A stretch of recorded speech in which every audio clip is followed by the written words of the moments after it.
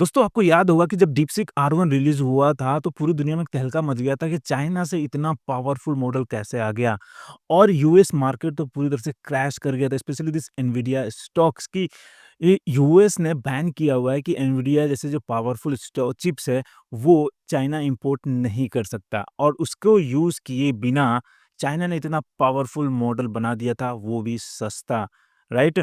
और अब जो इनका जो अपडेटेड वर्जन है डीप सीक R2 है, ऐसी अफ़वाहें हैं कि ये जल्द ही मार्केट में आने वाला है और इसके जो फीचर्स है, जो कैपेबिलिटीज़ है और जो इससे रिलेटेड न्यूज़ है, वो तो मुझे लगता है कि रिलीज़ होते ही यूएस मार्केट को पूरी तरह से खा सकता है।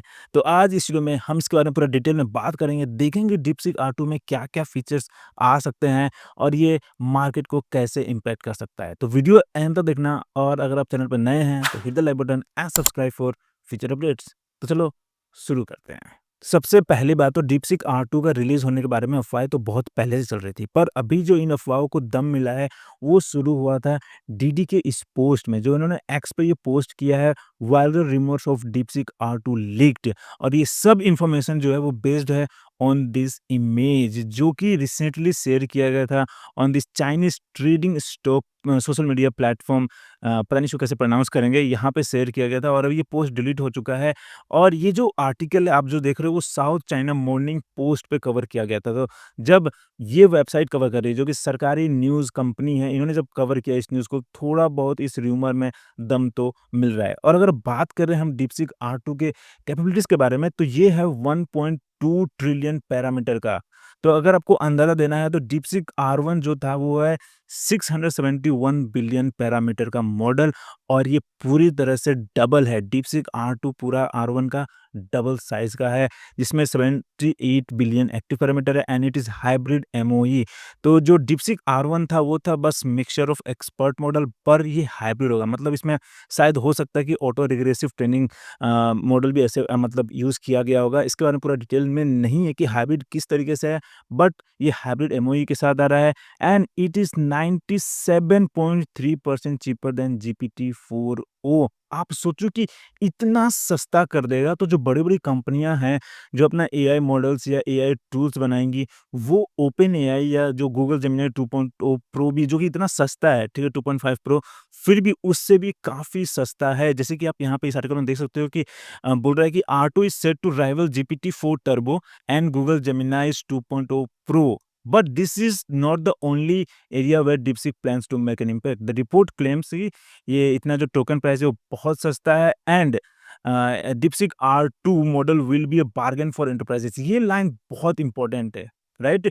कि अगर इतना सस्ता सोचो कि 97% आपको कुछ किसी प्रोडक्ट को सस्ता ऑफर होगा, तो आप कोई और प्रोडक्ट क्यों खरीदोगे?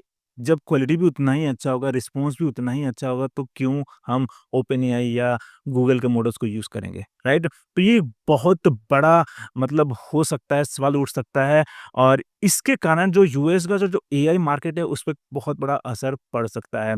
फिर यहाँ बोल रहा है कि जो इसका ट्रेनिंग डेटा है, वो है 5.2 पेटाबाइट का, बहुत ही ज़्यादा इसको ट्रेनिंग डेटा प्रोवाइड किया गया था और इसका जो विज़न है, जो इमेज को जो एनालाइज़ करने की इमेज में क्या है, चार्ट में क्या है, डिस्क्राइब करने की जो कैपेबिलिटी है, वो है 92.4% स्कोर कर रहा है इसमें, व्हिच इज़ रियली हाई।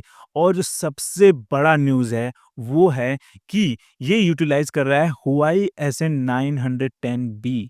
मतलब कि ये एनवीडिया का जो चिप्स है, वो भी यूज़ नहीं कर रहे हैं। ये अपना इन हाउस चिप यूज़ कर रहे हैं, which is the biggest news here, ठीक है? अभी तो आप सोच रहे हो कि भाई डीपसीक R2 में ऐसा क्या है? तो ये है, ठीक है?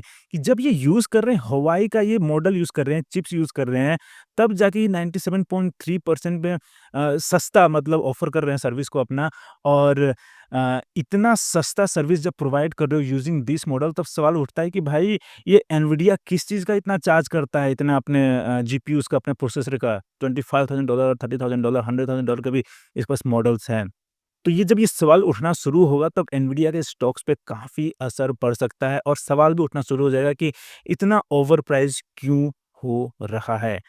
और अगर आपको नहीं मालूम तो चाइना और यूएस में ट्रेड वॉर चल रहा है। तो अभी पूरी तरह से इनका जो मिशन है वो है कि to become self sufficient in AI.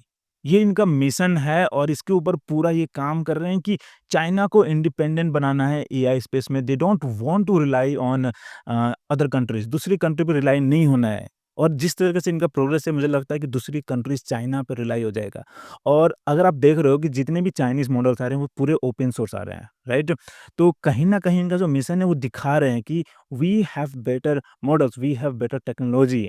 वो चैलेंज कर रहे हैं और इसी बेसिस पे ये जो हुआई का जो चिपसेट है, शायद वो आउटसोर्स करना शुरू करेंगे, बेचना शुरू करेंगे और इस तरीके से पूरी मतलब जो एआई मार्केट में वो धीरे-धीरे अपना इन्फ्लुएंस बढ़ा पाएँगे।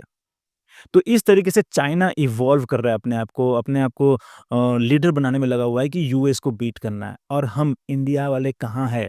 इंडिया का एआई मिशन शुरू हुआ है और अभी रिसेंटली स्टार्टअप कुंभ आया था जिसमें मैंने सुना है कि जो एआई स्टार्टअप्स आए थे वो भी बहुत मतलब उतने कुछ ख़ास काम नहीं कर रहे हैं और अभी तक अपना खुद का हमारा फाउंडेशनल मॉडल भी नहीं आया है। तो इस तरीके से तो हम विश्वगुरु नहीं बन पाएँगे।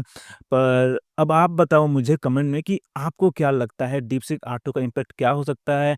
और क्या इंडिया, चाइना और यूएस को बीट कर पाएगा? बीट भी नहीं कर पाया तो क्या रेस में आ पाएगा? क्योंकि अभी तो हम कहीं भी एआई डेवलपमेंट में तो रेस में नहीं है। एआई कंज़म्पशन में हम रेस में हैं कि हम बहुत आगे हैं एआई को अडॉप्ट करने में उसको यूज़ करने में, बट अपना खुद का डेवलप करने में बहुत पीछे हैं। तो कमेंट में मुझे बताओ अपना ओपिनियन, अपना थॉट और अगर कोई वीडियो पसंद आया और आप चाहोगे कि मैं ऐसी स्टोरीज़ आप पे लेके आता रहूँ, तो hit the like button and subscribe for future updates. फिर मिलते हैं अगले वीडियो में।